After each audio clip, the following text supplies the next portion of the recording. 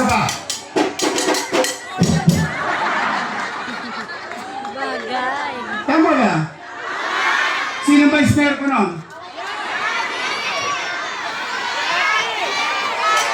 Sino? Yan ang tapat at totoo.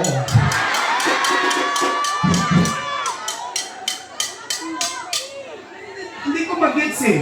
Hindi ko talaga mag-gets. Sa totoo lang. Bakit ako ngayon lang? Unay, tay. Tingnan, pati yan si Toma. Ano ito? Toma Robles ba ito? Kasi, Naya, ito magsiyasat kayo. Alam niyo kung gaano ko kayo kamahal? Kasama yan si Toma, alam niyo yan. Hindi, totoo lang. Mabanggit ko lang. 3 months. 3 months. 3 buwan. Hindi ako umuwi ng bahay. Hindi ako umuwi. Pag lockdown, sa City Hall na ako natutulog. Bakit? Nag-aalala yung mga tao. Eh, ba't ko yung binanggit? Kasi kahit alas 2 na madaling araw, yang si Awe, si Toma, Toma Robles. Ano ba? Sorry, nahawangan niya ako sa'yo eh.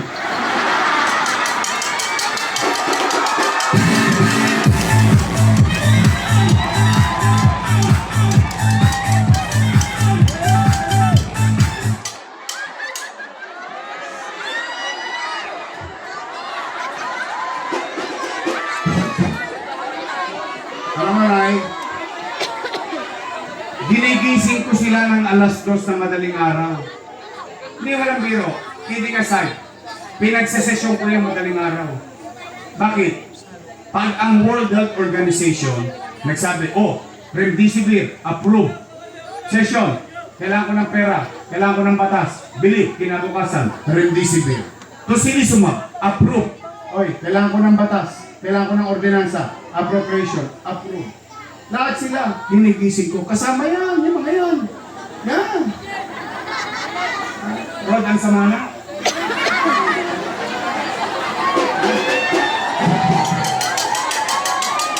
Ano?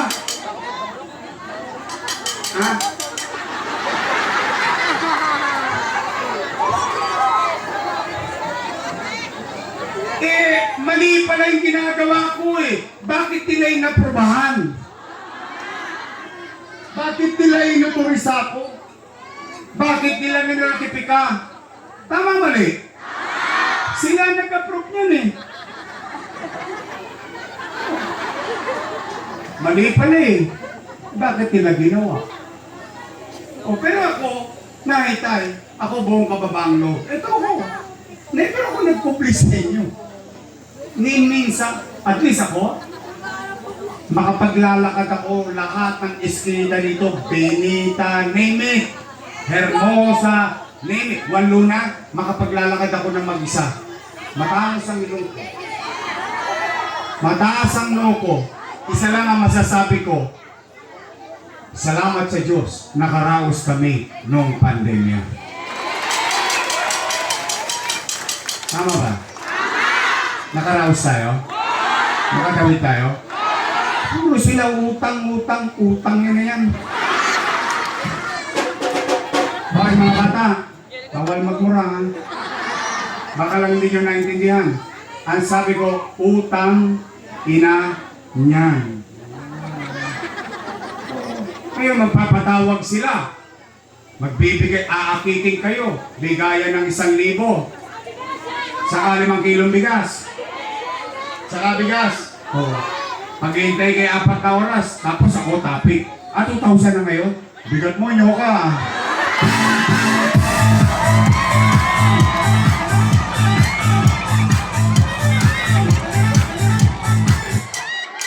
Oo nga pala. Alam nyo, masaya ako para sa kaibigan ko. Alam nyo bakit? Si Chairman nyo testigong buhay yan. Alam nyo bakit? Yan ang gumawa ng salamin ng Manila COVID-19 Field Hospital. Masaya ako para sa kanya. Nagtatrabaho ang mga taga rito. Pero, eto Nay, pag hindi pa kayo napapatawag, puntahan nyo, sayang din naman. Lalo na AX. Kaya lang, magkano na babigay sa AX ngayon? 2. May tapyas. Kaya pala nakita ko yung ulo mo, may bukol eh. Nabukulan ka pa ng congressman, oh. Ha? Hindi. Basta ako, sa totoo lang, bawal yan. Hindi lang ako talaga pikon sa politika eh. Yung pagbibigay niya, no? Ng 1,000, 5 kilong bigas, sa totoo lang, bawal na yan. Matatalino naman kayo, alam yung bawal na yan. Diba? Sayang lang, di ba? Namansyan din. Di ba? AX. Tupad, akap. Lalo na tupad. Kirahin ng kirahin. Bakit? Walang kapagod-pagod yun. Kukuha ka lang ng walis sa may picture.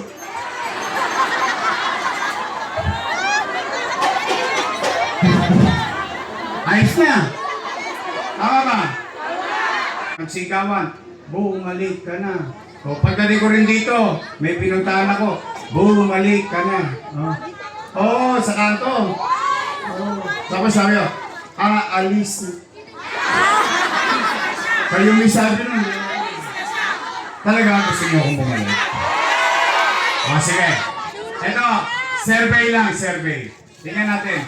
Survey lang ha. Taas ang kamay ng gusto akong bumalik. Talaga! Talaga! Promise!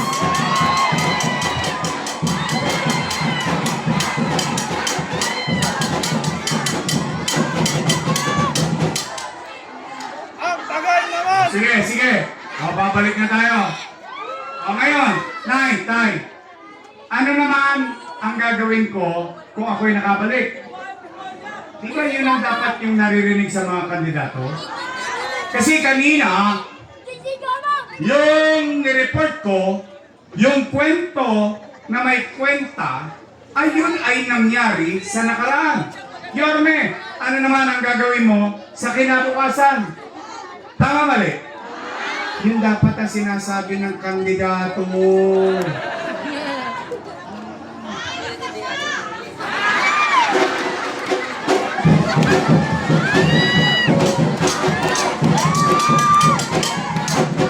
Nay, kayo matanong ko.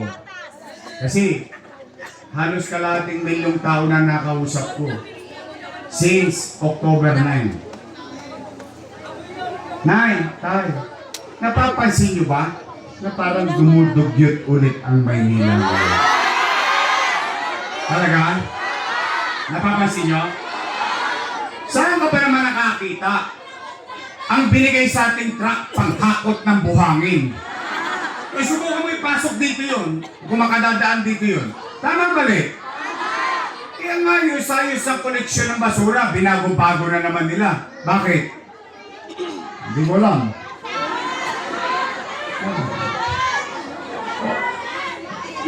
Pangako magbuhangin yung mga matatanda, nahihirapan magtapon ng basura. Misa kailangan padali sa kanto. Taas-taas pa. Paano kung naputas yun? Ewan ko sa inyo dito ha. Maswerte kayo kung may kasilyas kayo. Kami nung araw, Sharon Cuneta kami. Balutin mo. Mainit-init pa yun. Tapos ipapasok mo yun sa cellophane. Yung pinambili mo ng tamban. At saka tulingan. Galunggong. Yan. Sosok pa mo sa oblo. Tapos bubol mo. Saka sa ilog. Nabutas. Patay. Masakit nun eh. Matubig-tubig eh. Buti di pa kayo kumakain.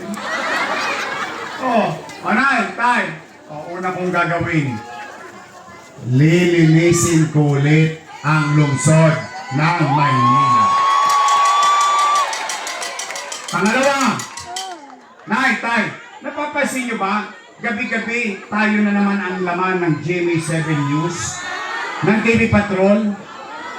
Alam nyo ba, bago ko pumunta sa District 4 kanina, may pinatay na chairman sa Sampaloc. Kanina, mga alas 5 pasado, pinagbababaril ng riding in tandem. Nagbalikan na naman ang mga tulonggis dito sa Maynila. Kaliwat kanan na naman ng snatching, hold-upping. Dumami na naman mga audit.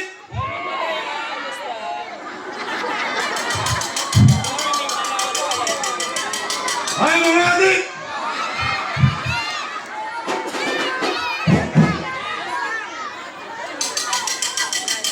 Pigilan niyo yan, ha? Babalik na ako. Bago na kayo. Huwag itirahin niya, may chemical yan. Basta tayo dito, organic na tayo. Real talk lang ito men. Meron kang bars pero broke ka pa rin. Nay, huwag mo isasagad, ha? I love you. Hindi, totoo, kidding aside. Arten, naubos na yan. Saan ka nakakita? Tanghaling tapat, bubuksan yung kotse, agawin yung bar. Truck driver, aakyatin. Kukulatayin yung truck driver, kukunin yung cellphone. Oh, saan ka nakakita? Jeepney driver, Avenida, Top Avenue, dadakmayin yung pera ng driver ng jeep. Walang nagawa yung driver ng jeep. Walang gobyerno sa Maynila. Hindi, totoo lang. Oh, Nay, ito. Mga nanay ko, mga tatay ko, mga lolo-lola ko, tapatin nyo ko. Di ba ito yung pinapangaral nyo sa amin? Di bali tayong mahirap, huwag tayong maging dugyot. Di bali tayong mahirap, huwag tayo, makapamuhay tayo ng may kapanatagan. Tama, mali? Ano nangyari sa atin? Kaya mga adik ko, alawitin nyo ba? Bago na kayo! Sabi nga ni Fred Aguilar magbago ka. Magbago ka. Nang di ka magsisi. Ito wala akong prejudice. Pero sasabihin ko sa inyo. Sa mga kabataan. Ako, alam niyo yung mabuhay? Mabuhay street? Yung Arten, yung highway, yung mahabang squatter na yun, doon ako lumaki. Alam niyo yung parola? Doon ako lumaki. Araw-araw, puro tulongis, yung mga barkada ko. Ang biyahe, istribo. Ang biyahe, puro madilim. Tapos, magsusolven. Magdadamo. Magsusuduplex. Magpipidol. Nung araw, ganun lang naman. Wala namang shabu nung araw Wala na.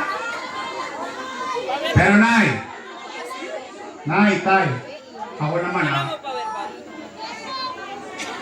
ni minsan, ni tikim, hindi ko ginawa. Alam niyo bakit? Kasi bata pa lang ako, nakakita ko ng anak. Ayaw bigyan ng pera ng nanay. Hinulog sa agdanan ng anak na adik. Ba't naman hindi ka mababagabag? Tinatawa-tawa ko yan. Pero sa totoo, seryosong bagay. Kaya Nay, Tay, may awa ang Diyos. Sa tulong nyo, nakabalik tayo. Ibabalik ko sa inyo ang gobyerno sa umaga, sa tanghali, sa hapon, sa gabi, hanggang madaling araw. Ipararamdam ko ulit sa inyo na may gobyerno sa lungsod ng Maynila. Kaya sa mga pusher, kayo, kailangan nyo pa ng chemical para magising. Ako, pay-caps lang. 24 oras na ang gobyerno sa lungsod ng Maynila. Pangatlo! Alam mo, hindi ko mahabol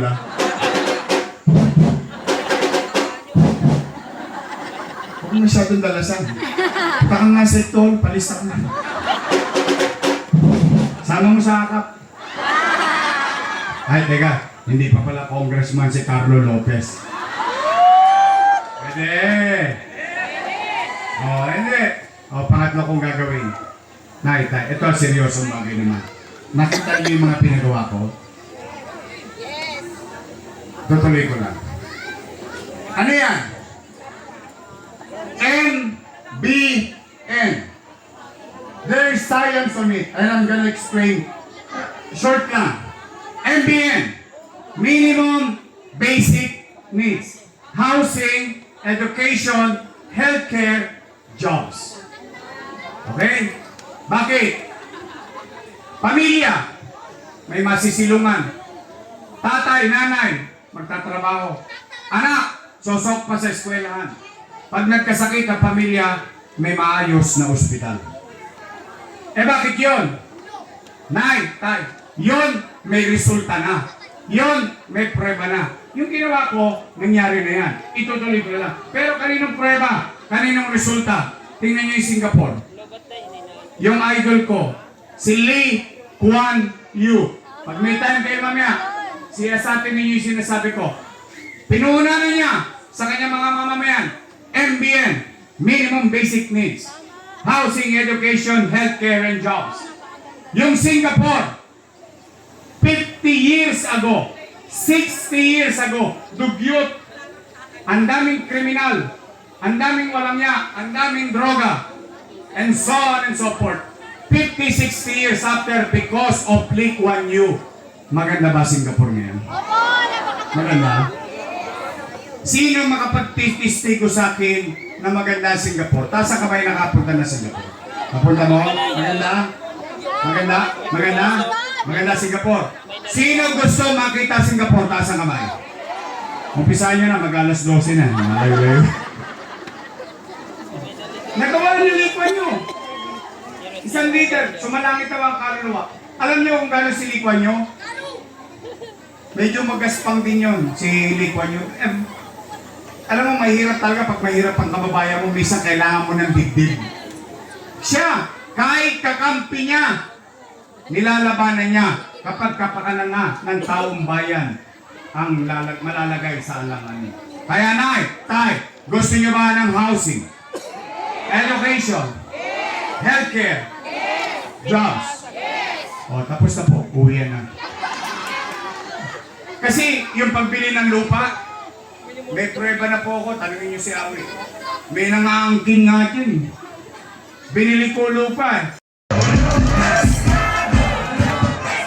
Mga minamahal ko po taga Distrito 2, handang-handa na ba kayo? At sa mga pagkakataon po ito, ang susunod po nating tagapagsalita ay may pusong misyonaryo. Tunay na may pagmamahal sa kapwa, kaya naman pinarangalan bilang People of the Year. Isang mapaglarugang ina na siyang magiging liwanag ng Maynila. Ang magiging katuwang Leones sa ating minamahal na lungsod, ang numero 1 sa hanay ng mga vice-alkalde. Palakpakan po natin ang ating magiging Vice Mayor, T. Atienza!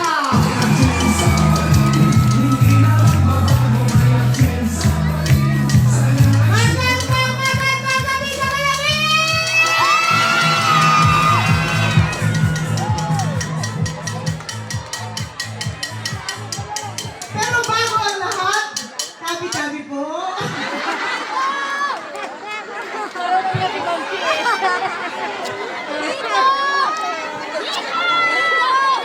Masaya ako may makasama kayo ngayon. Pero bago ang lahat, siguro wala kayong sinangin kanina na nandito yung takip. Alam nyo, naniniwala po ako sa tadhana. Naniniwala ako na pag ibigay natin ang puso natin sa Panginoon, siya ang gagabay sa ating paglalakbay sa buhay para handa tayo sa mission natin.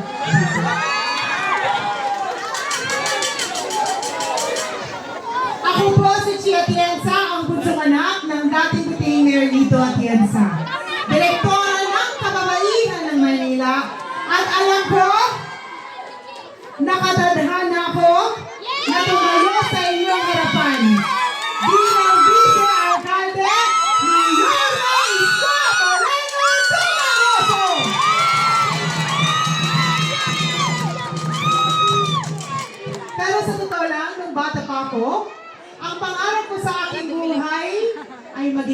misyonaryo.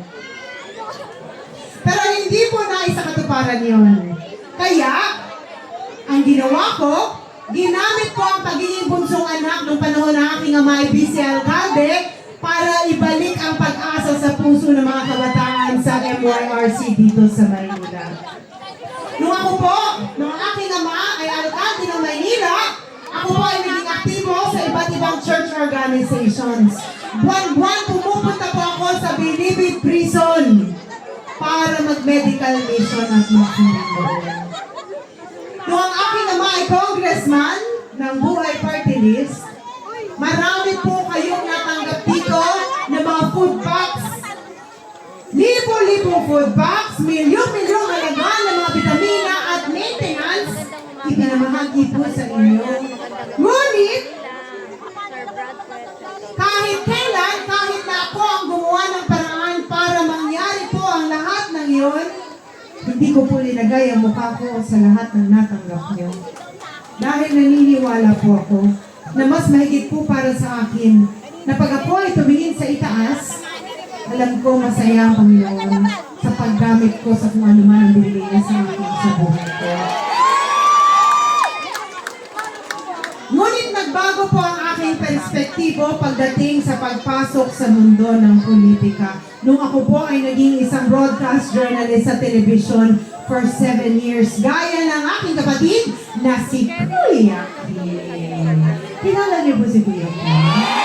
Kayo dito, kilala niyo si Kuya Kim? Kayo dito, kilala niyo si Kuya Kim? Yung totoo ha, sasabihin niyo sa akin yung totoo.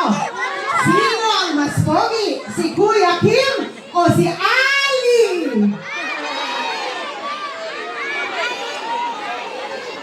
Parang isa lang ang narinig ko na nagsabing, Kuya Kim. Huwag niyo akong susumbong ha. Pero, ang sabi niya, nung nagbigay daw ang Panginoon ng katalinuhan, binigay kay Kim. Nung nagbigay ng kagwapuhan, binigay kay Ali. So, ang ibig sabihin ba, nun, pangit si Kuya Kim. Huwag ako susumbong, yari ako pagin sa bahay. Tayo, hindi pogi po yun. Pogi yung Kuya Kim. Pero, kagaya ng aking kapatid na si Kuya Kim, ako rin po ay nasa telebisyon bilang isang broadcast journalist. At, ang galing nyo.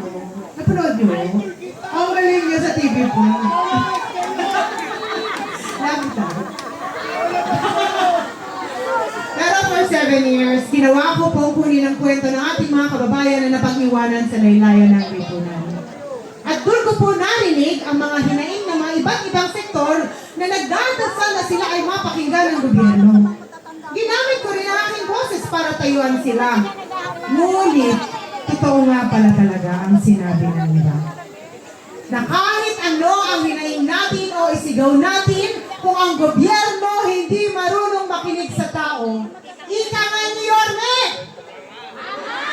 Nga pa rin pala tayong lahat. At alam nyo, may nakilala po ako sa isang programa ko. Yan no, si Nanay Emilito. Ay, maganda pa ako dyan, no?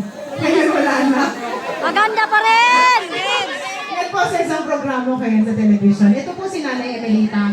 Kailangan ko kunin ang kwento ni Nanay Emelita dahil gusto ng aking programa na malaman ang hinaing ng mga senior citizens dito sa ating bansa.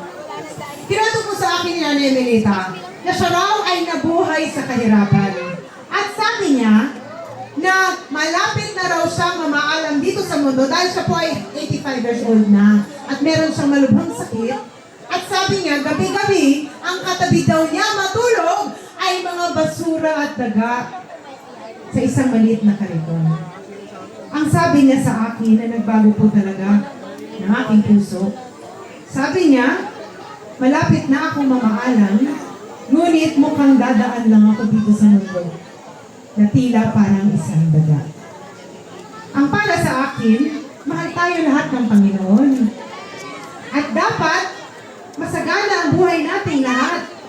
Ngunit, kung ang gobyerno walang malasakit sa atin, maraming dadaan na Nanay Emelita dito sa lungsod natin at dito sa ating mundo. Kaya alam nyo, hindi na ako lalayo dahil dito na lang sa tundo, nakita ko tondo at tundos. Ang dami pa rin Nanay Emelita. At kung tuloy-tuloy ang gobyerno hindi magmamalasakit sa inyo, maraming dadaan dito na pakiramdam nila naghalamang sila. Kaya ngayon, nakatayo ako dito sa inyong harapan at nasusian ko ang aking puso ni Nanay Emelita na ipaglaban na para sa aming mga lolo at lola at para sa lahat ng mga Manileño dito na pag kayo ay pupunta sa health center nyo at mga ospital dito sa Maynila, dapat siksik, liglig ang gamot, vitamina, maintenance, at pag kayo'y nagpapatingin, dapat kahit kailan, hindi kayo sinusungitan ng kahit na sino man. At pag kayo pumupunta sa mga ospital, dapat gumagana ang mga makina na makakatulong dapat sa inyo. Dapat maraming doktor at dapat ang mga nurse laging nakangiti. Masama na nga ang pakiramdam nyo, nakasimangot pa sila. Kaya, pero huwag natin sisihin ng mga barangay health workers, ha? Kasi hindi rin sila naaalagaan ng gobyerno, kaya siguro uminit ang ulo nila. Pero huwag kayong mag-alala. Late pa ang sahod. Sino pa naman ang hindi susungit? Ang hirap na ng trabaho, wala ka pang sahod, gutom ka pa. Huwag kayong maglala dahil sa amin ni Yorme, makakasiguro kayo na pag kayo'y pumunta sa health center nyo at ospital, makakasiguro kayo na siksik, liglig ang gamot, vitamina, maintenance, at pag kayo'y nagpatingin, makakasiguro kayo na lahat ng tatanggap sa inyo may ngiti sa kanilang mga mukha.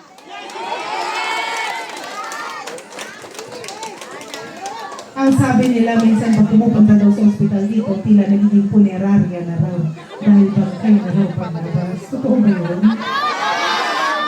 Dapat hindi mangyari yun. Huwag kayong mag-alala, hindi po yun mangyayari sa amin ni Yorme at ni Congressman Carlo Lopez at ang lahat ng mga konsel under Yorme. So, parang araw. Dahil sisiguraduhin namin na wala nang Nanay Emelita na dadaan dito sa ating lungsod. Ako rin po ay tumatayo para sa ating mga kababayan na may kapansanan. Mga senior citizens na may kapansanan. Mga magulang na may anak na may kapansanan. Isang realidad, marami sa mga magulang na may kapansanan na nakilala ko dito, minsan hindi man lang nila mapadiagnose ang kanilang anak dahil mahal magpadiagnose at kulang po ang mga doktor. Huwag kayong mag-alala dahil sa amin ni Yorme. Makakasiguro po kayo na magiging sensitibo ang gobyerno dito sa Maynila sa pangangailangan ninyo. At dahil meron nga po akong nakitang kapatid ko na Muslim dyan, Assalamualaikum po sa inyo. Para lang sa kaalaman ninyo, importante kayo sa akin. Balang araw, magkakaroon din kayo ng boses dito sa ating gobyerno. Ako rin ay tumatayo sa mga magulang na nandito ngayon. Taas po ang kamay ng mga magulang. Ang mga solo parents. Wala masyadong solo parents dito, ayos. Pero mahirap maging solo parent. Alam niyo po bakit? Dahil pagdating sa gabi, wala kayong kayakan. Pero huwag kayo mag-alala dahil pagdating dito ni Yorme, tandaan nyo na lang ang mukha niya para mapaniginipan nyo mamayang gabi. Tama na, yakapin nyo na lang picture nyo. Okay na, mag-isolo pa. Ano? Sinabunutan! Para lang nyo, akala ng iba bata pa ako. Mukha pa kong bata pa. Ilang taon na po kaya ako? Ilan? Ako, dito na ako dito na sa gagalangin. Ilang taon na kaya ako? Ay, grabe siya, 20! Hindi pwede maging vice mayor ang 20. Dito, ilang taon na? 34? Grabe lang ito baka 75? Mukha ba ako senior citizen? Ilan? 29? 23? 25? 18? Gusto kayo dito. Parang gusto ko naririnig yan. Parang masarap sa kanya. Nanay ilang taon? 33. Si Chia Atienza po ay 43 na. At may tatlo na po akong anak na malalaki na. At halos 20 taon taon na po akong may asawa. Kaya tayo, hindi na po ako dalaga. Dalang-dala na po ako. Pero bilang isang magulang, alam ko na marami sa inyo dito na habang pinapanood nyo ang inyong mga anak na natutulog sa gabi, nagdadasal kayo na sana kasama niyo ang gobyerno sa pagpapalaki sa kanila. Mahirap maging isang magulang. At alam ko importante na ang gobyerno nakaalalay sa inyo. Kaya huwag kayong mag-alala dahil balang araw sa amin ni Yorme, makakasiguro kayo na kasama niyo ang gobyerno dito sa Maynila sa pagpapalaki ng inyong mga anak dahil mahalaga po sila sa amin. Ako rin ay tumatayo para sa mga miyembro ng LGBTQ+ community. Narinig ko, marami sa inyo, bata pa lang, may diskriminasyon na narinig. Minsan sa kapitbahay, minsan sa pamilya, pero ang para sa akin, mahal tayo ng Panginoon kahit ano pa man ang ating kasalanan. Kaya balang araw sa amin ni Yorme, makakasiguro kayo na pantay-pantay na oportunidad ang ibibigay namin sa bawat Manileno. Dahil lahat kayo mahalaga sa amin. Alam niyo, nung kami ni Yorme, nag-house tours dito kasama ng buong Yorme's Choice, ang lakas ng sigaw niyo. Ano nga ba yung sinisigaw niyo nun? Parang mahina.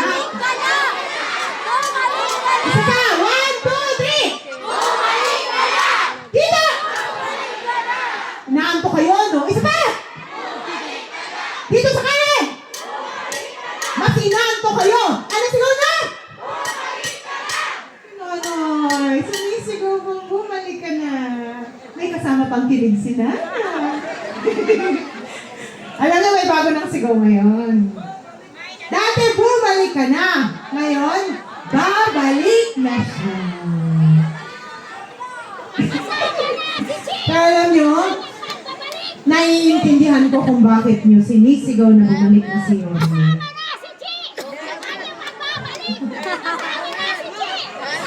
Para sa mga nanay at tatay namin, alam ko, miss nyo na ang gatas na ensure. At alam ko rin, miss nyo na ang malalaking cake na kumakatok tuwing kaarawan ninyo. Tama po ba, ho? Ngunit nalaman namin na ang malaking cake napalitan na ng ang sabi nila, minsan daw late na i-deliver. Kaya pagtanggap sa bahay, nagiging biskotso. Pero sabi ni nanay, pati yun, naging stick-o na lang. Sabi nila, natanggap niyo daw ng Pasko, Makati daw po yung tuwalya. Tama po? Makati?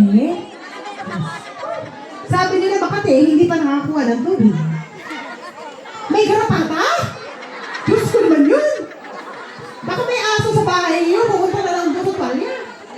Bakit umiiyak si nanay? Ay, natin, nanay. May tubig ba kayo? May uminom. Bigyan mo yung tubig si nanay. Huwag kayong mag-alala dahil lahat ng mga na-miss nyo, ibabalik po namin sa inyo balang araw. Para naman sa lahat ng mga Manilenyo nandito, alam ko bakit nyo sinisigaw na bumalik na si Yorme. Dahil miss nyo na magkaroon ng isang gobyerno dito sa Maynila na mabilis kumilos at napakikinggan ang boses ninyo. Huwag kayong mag-alala dahil ilang tulog na lang at babalik na si Yorme Isko Moreno Tumagoso! Ngunit, kung maaari, sana isama niyo rin po si Chi Atienza.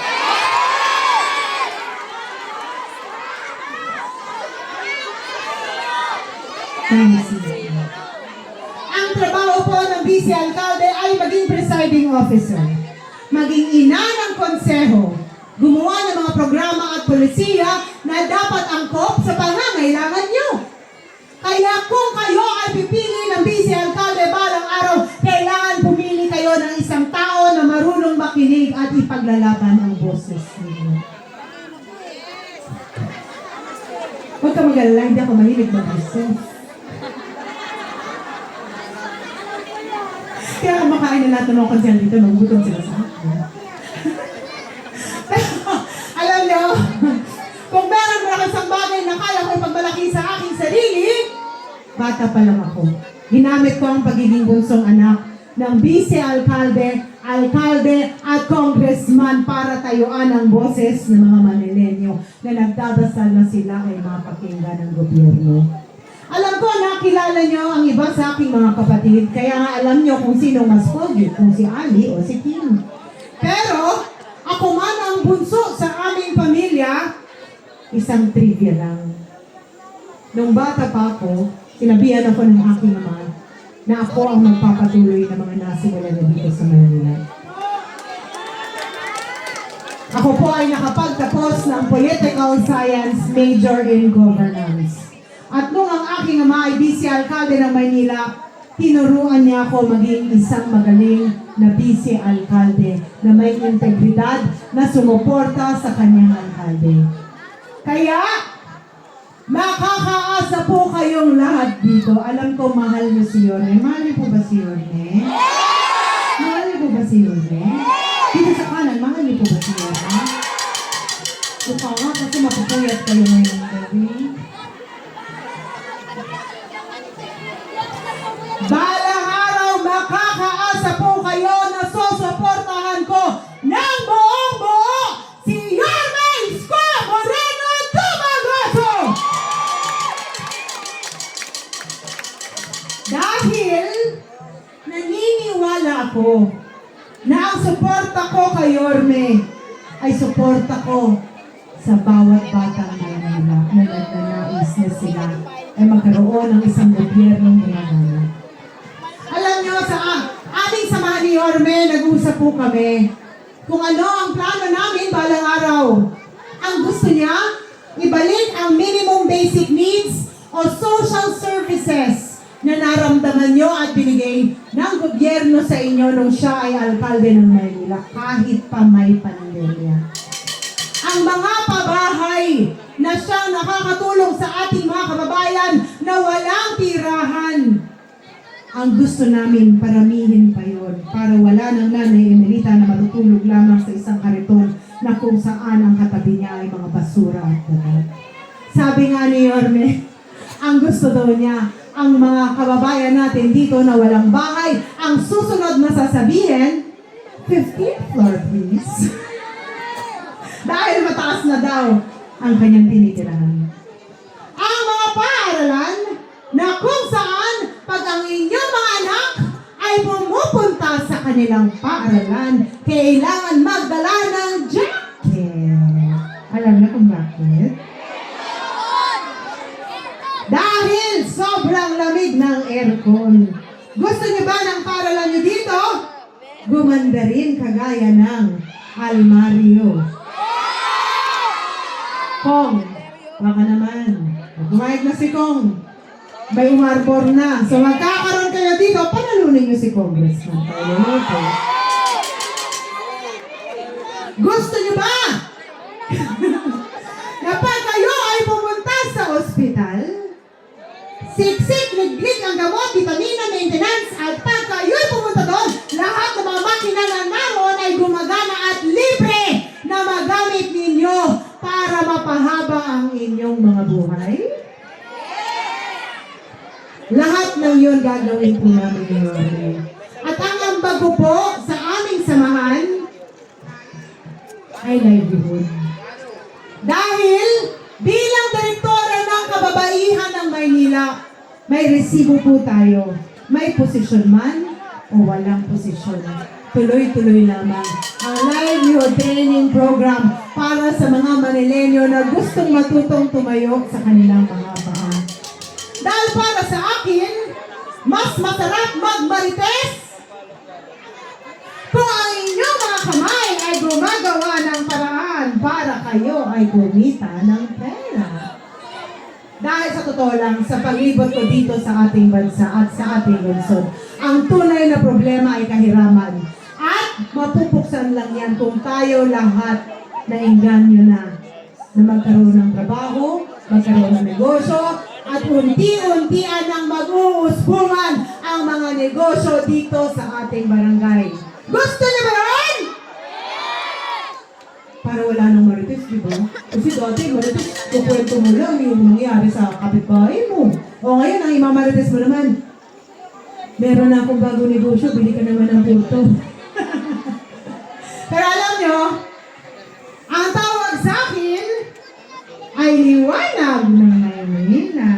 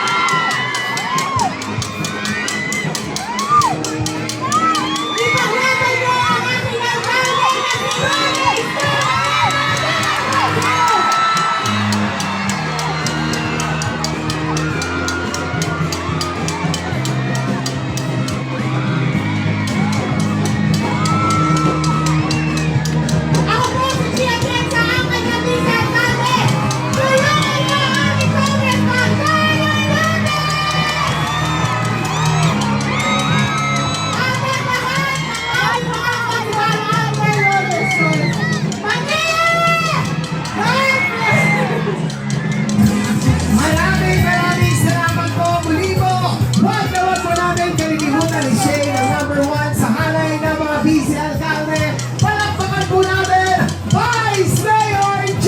Atienza!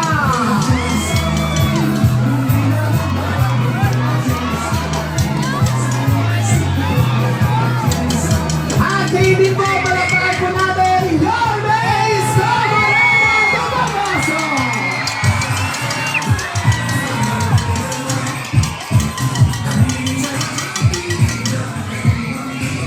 At bago ko po ibigay ang ating susunod na tagapagsalita, mga minamahal ko pong taga-Distrito 2, isigaw natin ang sabay-sabayang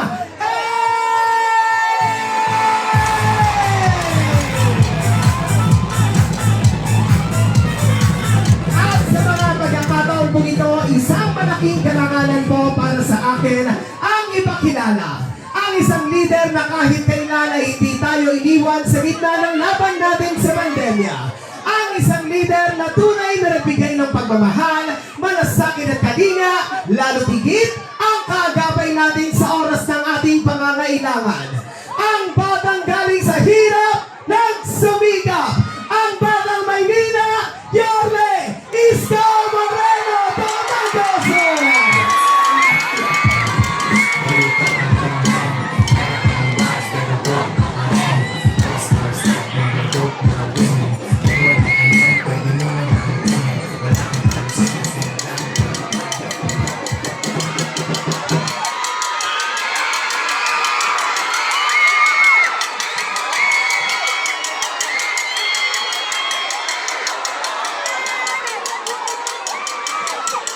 Magandang gabi, sunog hapon!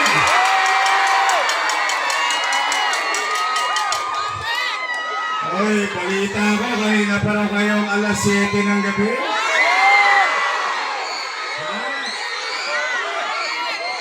Hindi mo na nagsaing. Yorme! Wala! Yorme! Hindi pa lang kumain. Hindi pa lang kumakain.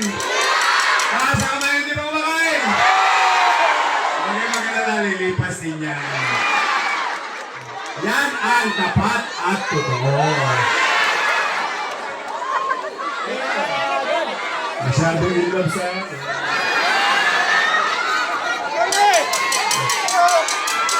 Thank you.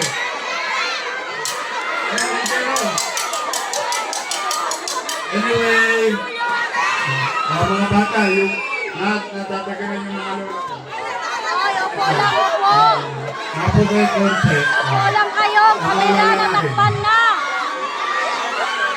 Anyway, maraming salamat. Kanina pa kayo nakatayo dyan. Masasakit na ang tungod mo. O sige, pumanatag naman kayo. Hindi naman namin sasayangin ang gabi ninyo na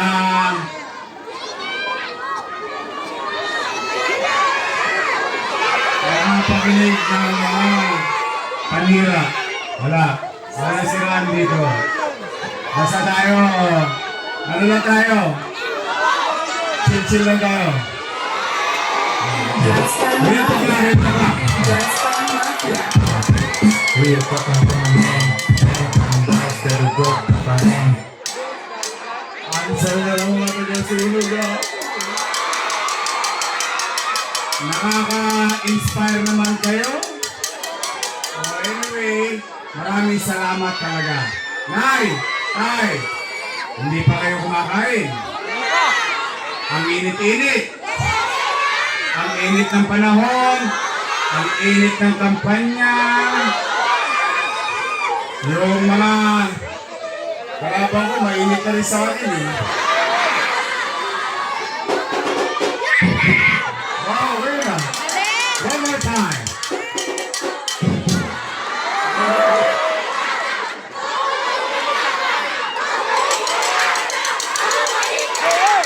Bumalik na yan!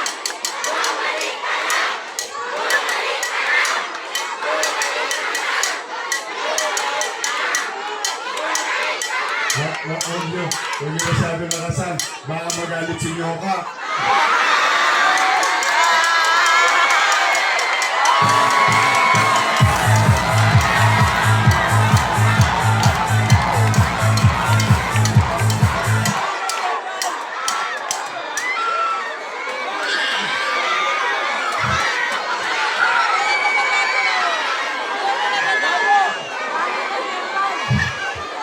Anyway, magandang gabi sa inyong lahat. At Nay, nalulungkot lang ako ng kaunti sapagkat yung aking mga katunggali, hindi ko naman maintindihan o sila yung nakaupo, ako hindi nakaupo, pero ako laging pulutan nila. Ako tanghalian, hapunan, hatiagaan ako. Ngayon nyo, ipatatawag kayo sa tennis court sa Tutuban. O, tapos magbibigay ng 1,000. Saka 5 kilong bigas.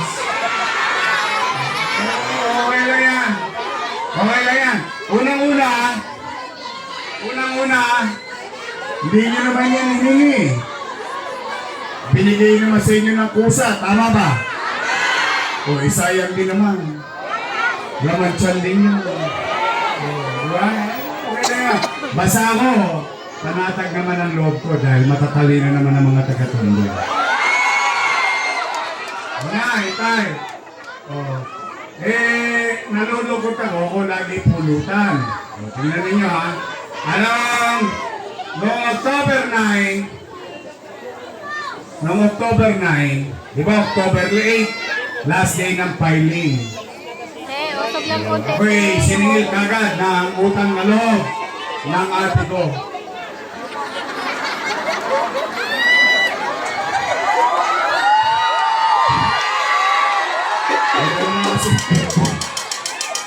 Yoga naman, ba't tinagtag mo kami rito ng picture nila?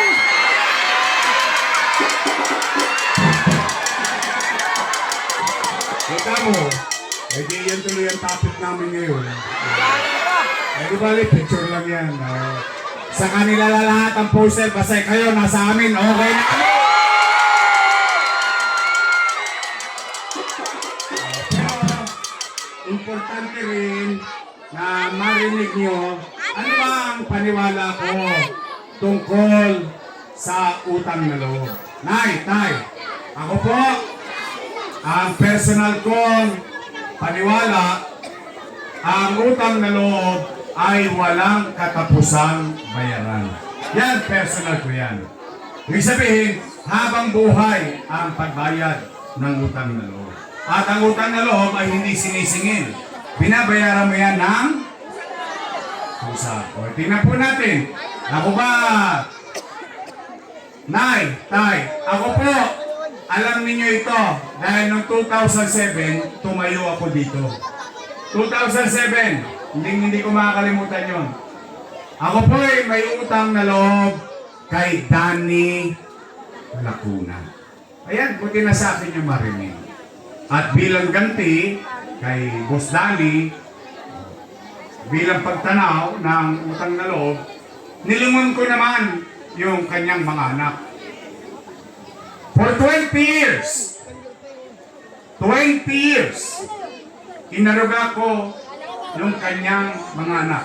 Tingnan natin ha, at hayaan ko kayo ang humusga. Una,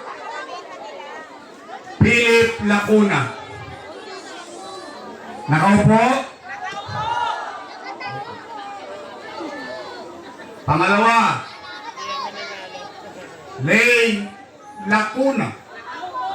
Nakaupo?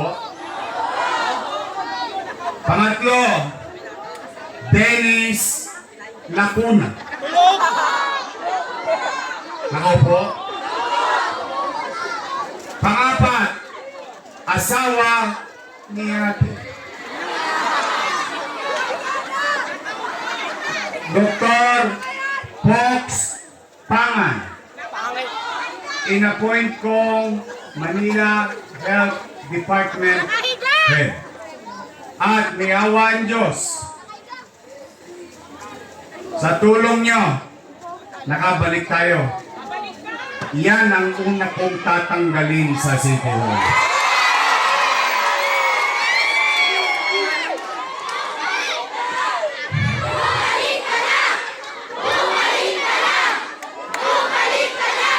Eh, Yorme, bakit mo tatanggalin? Dahil galit ka ba kay Doc Fox? Hindi. Galit ako sa ginawa niya. Bakit? O, mga bata. Kayo, mga bata. Para sa mga bata to. Itanong nyo sa nanay nyo, sa tatay nyo. Lalong-lalo na sa mga lolo't lola nyo. Yan ang nagpahirap sa mga matatanda natin sa health center. Saan ka pa naman nakakita? Health center lang, kailangan naka-online schedule ka pa. Tama ba?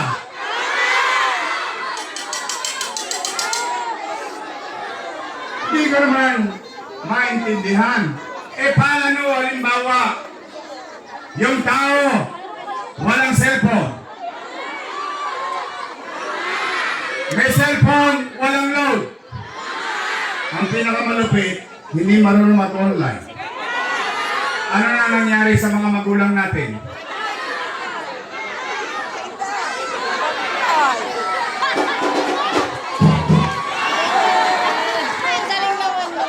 Tama ba? Ay, hindi personal. Bakit? Pinabayaan nila yung mga matatanda natin. Wala na nga gamot eh. Pwede ba ma-check up online pa?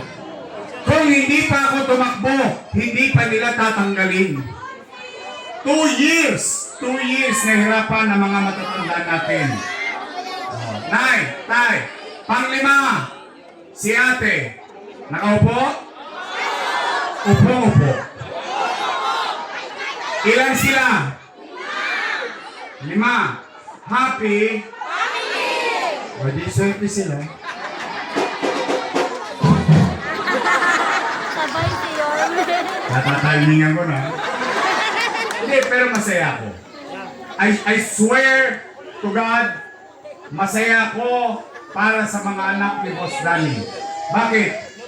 Yung hindi napagtagumpayan ni Boss Danny, sa tulong nating lahat, napagtagumpayan ng kanyang mga anak.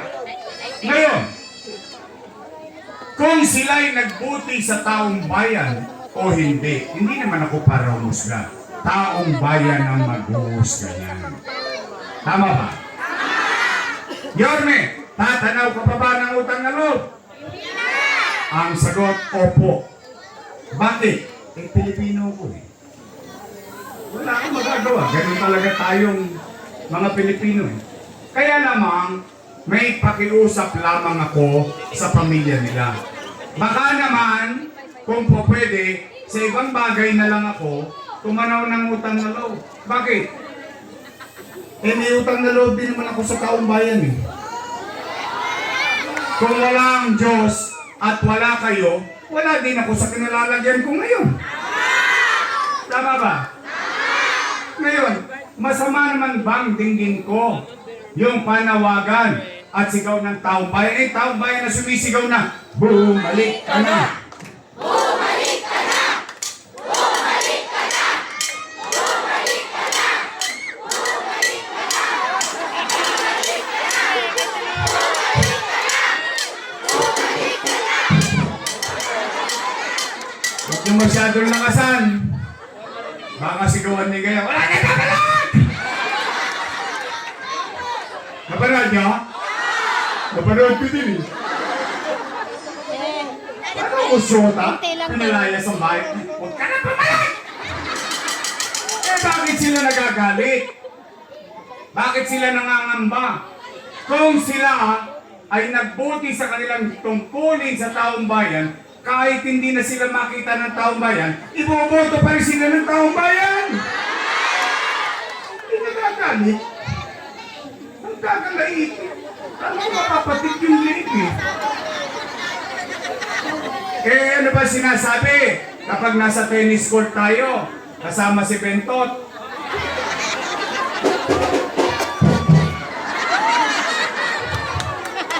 ano sabi? Si Yorme, maraming iniwang kita nyo, nagpunta talaga kayo. Huli, pero hindi kulong. Hindi. Tay. O sige, real talk lang tayo ha. Basta walang siraan. Wala tayong siraan dito. Chill lang tayo rito. Ha? Ano na, real talk lang. Real talk ng mga men. Meron kang bars pero broke ka pa rin. Nay, huwag mo isagad ha.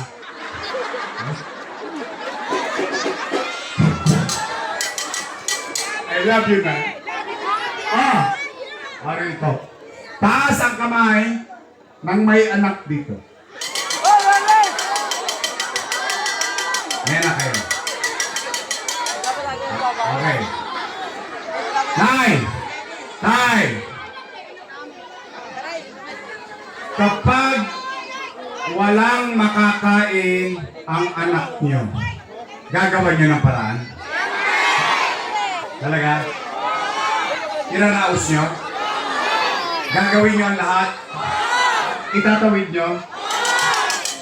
Yan din ang ginawa ko bilang ama ng 2 milyong Manileño nung pandemya. Tay, noong 2019, nung binoto niyo akong mayor, wala kayong narinig sa akin na sinisi ko yung sinundan ko na walang iniwang pera sa akin. Wala. Mag-check kayo sa Google. Kahit nasa internet. Wala. Bakit? Bumoto na kayo ng mayor eh. Binoto niyo na ako. Di cargo ko na lahat ang responsibilidad nun. Tama, mali? Anong ginawa ko? Unang-una kong ginawa, walang tosgas. Nilinis ko Maynila. Dinidisiplina ko Maynila. Kinakalawit ko yung mga tulongges. Hanggang madaling araw nasa kalsada ko. In fact, yung nangyayaring kaayusan, disiplina at kalinisan sa Maynila ay biglang naging national policy. Naging DILG memorandum. Ibig sabihin, yung ginagawa sa Maynila, ang gusto ng national government ipagawa sa buong Pilipinas. Umaangat na tayo. Lumilipad na tayo. Bigla tayo nabunggo. Boom! Panis. Ano nagkaroon? Nagkaroon ng pandemya. Anong masamang epekto ng pandemya? Wasak ang ekonomiya. Walang ekonomiya, walang trabaho. Walang trabaho, walang pizza. Walang pizza, walang chicha. Tama, mali? Pero, Nay, Tay, kayo, Kayo na naparito. Kayo hanggang doon sa Kodli. Diyan sa Nangka. At dito sa Wakali. Lahat kayo. Kayong mga nangabuhay. Kasi yung iba kong testigo patay na. Wala, nagka-COVID eh. Pero kayo na mga naparito at mga nangabuhay, kayo'y testigong buhay noong panahon ng pandemya, walang nagutom sa lungsod ng Maynila.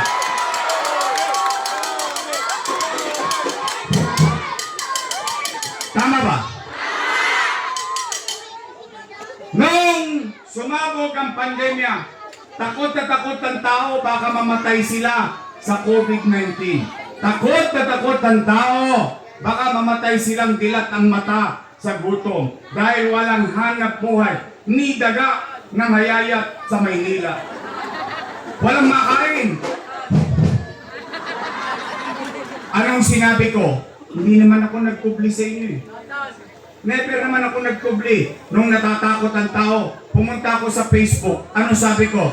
Nay, tay, mga lolo't lola ko, mga batang Maynila, pumanatag kayo. Huwag kayong mag-aalala. Pag ako, wala nang maibebenta, wala nang mauutangan, nakita niyo ito rilo ng City Hall, ipatatas ako ito, ipambunting makaraos lang tayo. Ano naging epekto ng ginamit ko ay abilidad? Bakit? Ano masisingil kong buwis? Wala nang kita ang tao eh. Kaya lang mayor ako, umaasa ang mamamayan. Tama mali? Pero tay, nagkaroon tayo ng food box buwan-buwan. Mayaman, middle class, mahirap, per family. Tama mali? Not household. Halimbawa, itong bahay na to, o 3 pamilya, 3 food box. Tama mali? Hindi pa nga naubos yung food box, dumarating na naman yung food box. Tama ba? Tay, yan ang kwento. Yung kwento, lagyan natin ng kwenta. Kasi nangutang eh. Tay, 700,000 families. Ate, alam mo yan.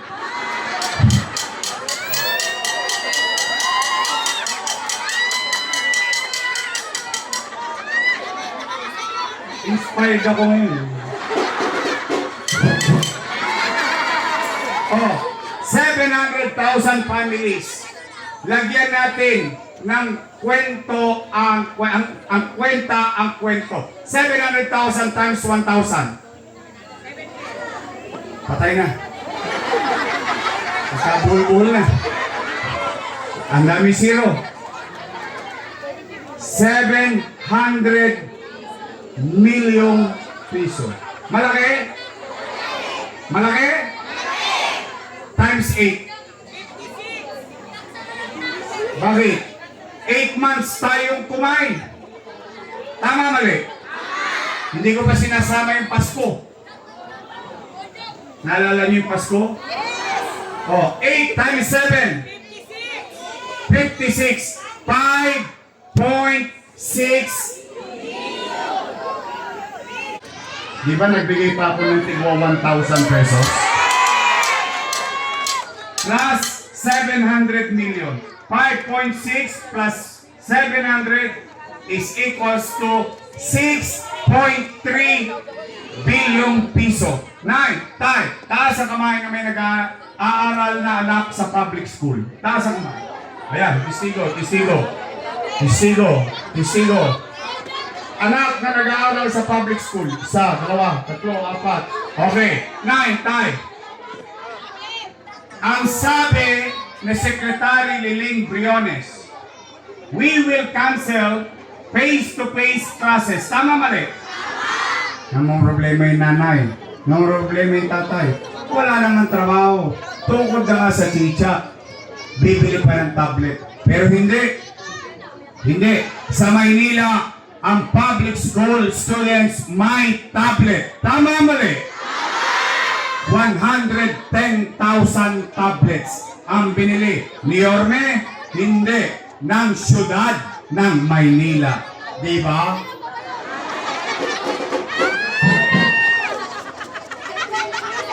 teacher. Si sir, si ma'am, 10,300 teachers. Bumili tayo ng 11,000 na laptop. Si sir, si ma'am, may laptop. May laptop na may internet pa. Yung mga anak natin, may tablet na may internet pa. Nay, tay, paano pa yung remdesivir? Tocilizumab, molnupiravir, dang-dang libo ang halaga ng isang botelya. Isang botelya lang, mabuhay lang ang isang taga Maynila na may COVID-19.